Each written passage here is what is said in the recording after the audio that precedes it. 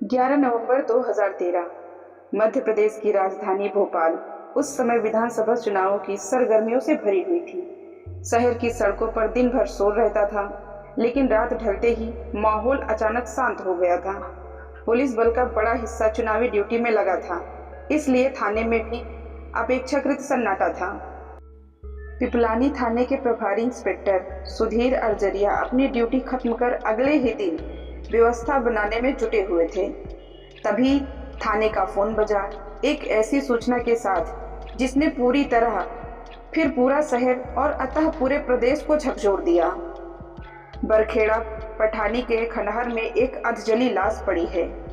यहीं से शुरू हुई एक ऐसे कत्ल की कहानी जिसमें रिश्ते, भरोसा, प्यार, लालच और धोखा सब एक साथ उलझे हुए थे। सूचना देने वाला व्यक्ति कांपती आवाज में बता रहा था कि वह उधर से गुजर रहा था, तभी उसे जलने की तेज बदबू आई।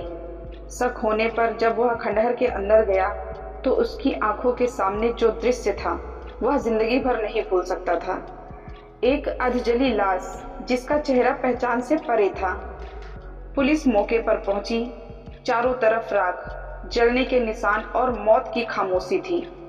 शव को ध्यान से देखा गया।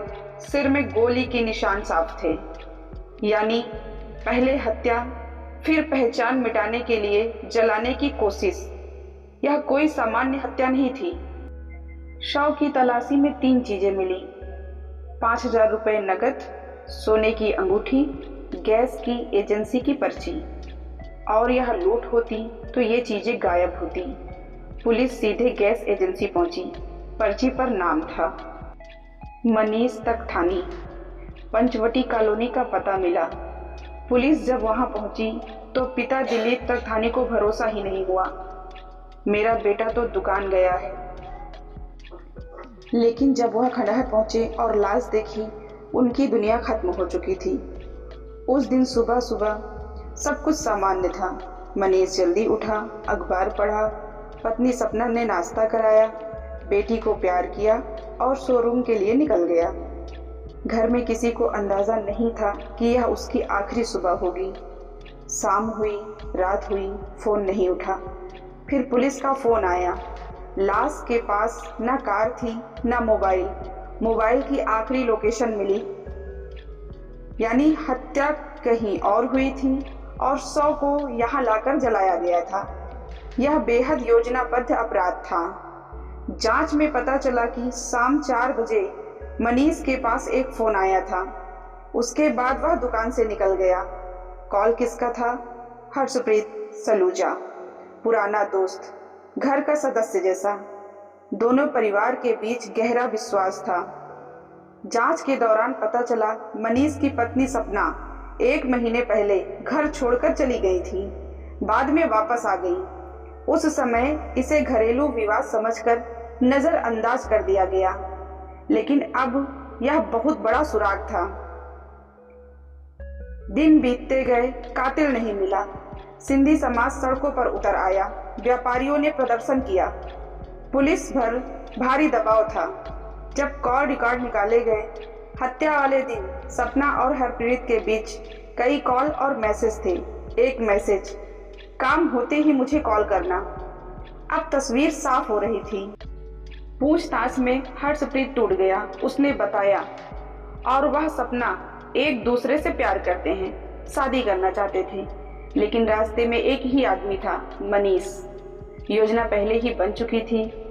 मनीष को चेतक ब्रिज बुलाया गया। हर्षप्रीत कार के पीछे वाली सीट पर बैठा। बातचीत के दौरान अचानक सिर में गोली मारी।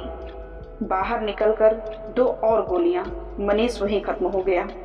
हर्षप्रीत ने शव को बगल में बिठाया जैसे वह जिंदा हो, चुनावी चेकिंग से बचने के लिए।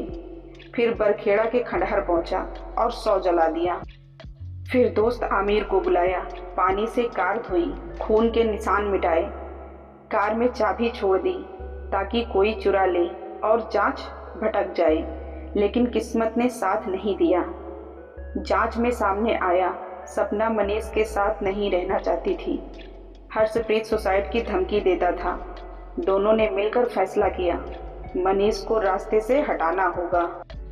कोई चश्मदीद नहीं था, फिर भी पुलिस के पास थे कॉल डिटेल, लोकेशन, कार से खून के निशान, पोस्टमार्टम रिपोर्ट। केस मजबूत था। 11 अगस्त 2016 भोपाल जिला अदालत।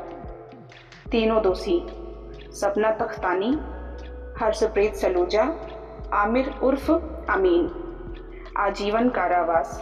सपना ने बेटी का हवाला देकर राहत मांगी, लेकिन अदालत नहीं मानी। फैसले के बाद न पछतावा न डर। सपना सामान्य तरीके से बात करती रही, जैसे कुछ हुआ ही नहीं। यही कहानी थी भरोसे के कत्ल की, दोस्ती के धोखे की और उस प्यार की जो जुनून भरकर खून तक पहुंच गया। तो दोस्तों, अगर आपको हमारी वीडियो अच्छी लगी हो तो हमारे वीडियो को लाइक करें और चैनल को सब्सक्राइब करें।